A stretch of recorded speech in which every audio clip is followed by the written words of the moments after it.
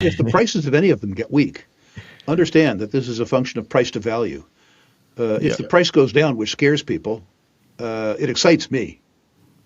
A yeah. bear market is a sale. It would be easy in market weakness to see this whole sector upgraded to a three.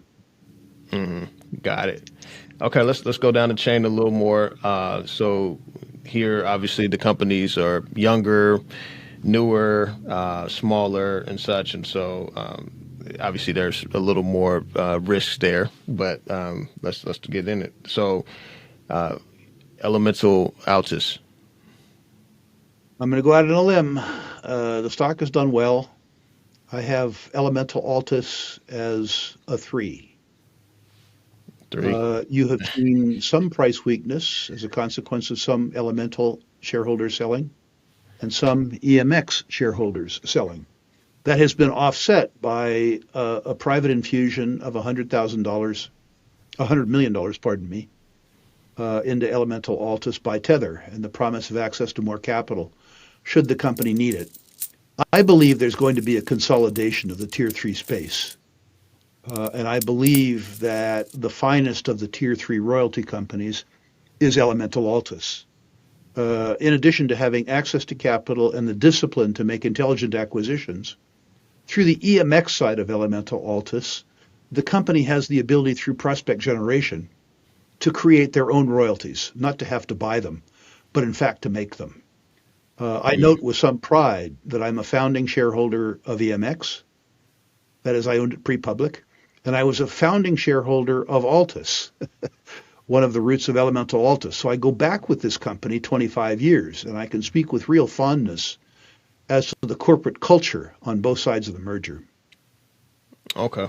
Yeah, that's good to know. So sticking along that same line of Tether and Tether taking investing in multiple streaming companies, we have Tether recently invested into Metallo Royalty and Gold Royalty. So I want to get your perspective on those two. I have Metalla as a five, and I have gold. Well, I have Gold Royalty as a five now, as a consequence of recent share price escalation. They're both fine companies. They're both companies that the market has treated fondly. Welcome to the Silver Investing, your premier source for navigating the complex world of precious metals. From the industrial demand driving silver's latest surge to gold's role as the ultimate safe haven in 2026, we bring you exclusive predictions from the world's most knowledgeable investors. Whether you're hedging against inflation or seeking high growth opportunities, let's dive into today's expert analysis. I should tell people that my five and above rankings, despite the fact that five is a middle of the road ranking, my five or above rankings constitute 25 or 30% of my over rankings population. So a five might appear to the normal person to be a neutral. I personally own many fives.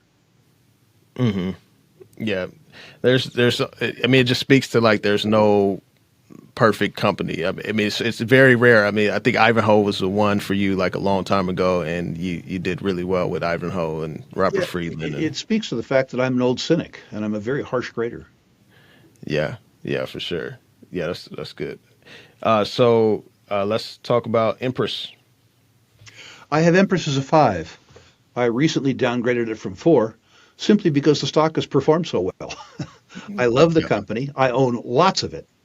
I bought it because it was selling at half of its intrinsic value, and I believe that they had a definitive competitive advantage with their relationship with Endeavor Financial. Endeavor Financial, for those of you who don't know, is one of the premier financial arrangers for mine construction development worldwide, and having access to the capital stacks constructed by Endeavor Financial is the durable competitive advantage that Empress enjoys. In addition, Empress enjoys access on an as-needed basis to the technical staff at Endeavor Financial, meaning that unlike its other peers, Empress doesn't need to employ full-time geologists and engineers, but rather accesses them for pay as needed. These are big advantages. Yeah, yeah, Those that helps a lot with the G&A costs, right? those big advantages are compounded by a very focused, very smart CEO. The reason I downgraded the company from four to five is simply because the share price is up 400% since I bought it. Yeah. Rankings are always a function of the juxtaposition between price and value. Yeah, yeah, for sure. I remember engaging with Alex and Empress the first year at your symposium. That was back in the first year I went, which was in 2023, and I think they were trading at a little less than 30 cents at that point. And so, yeah, the performance has been amazing. Corporate performance has been good too. Uh, it's just not as cheap as it was then. Yeah, agreed. I wish you would have nudged me and like load the boat, Daryl, load the boat. I wish Well, you I would was have nudged trying me. at that point in time, Daryl. I was trying to get you to load up on beta, not alpha. I want to take a young man who had to who had to provide for his son 30 years from now, and I didn't want you to take any risks at all. So Yeah, yeah, the for Daryl sure. Thomas that's in front of me today with a new career and a new net worth is somebody who I'll push a little harder in the future. All right, all right. I'm ready for it. I'm ready. Okay, so Origin. This was a company that you ranked on one of our episodes a long time ago. It was about what, a year or so ago, a year maybe 2 years ago, and I think you had them at a 2 back then. And I did. the I did. performance just was amazing since then and such. And so, just curious in your perspective on them now. A couple of years ago, they owned the silica cap royalty, a royalty on a deposit in Western Nevada that was shaping up to be a 10 million ounce or greater deposit. It was very clear to me that that deposit by itself was worth a substantial premium to the whole of Origin. And the whole of Origin also had another producing royalty, the Ermitaño.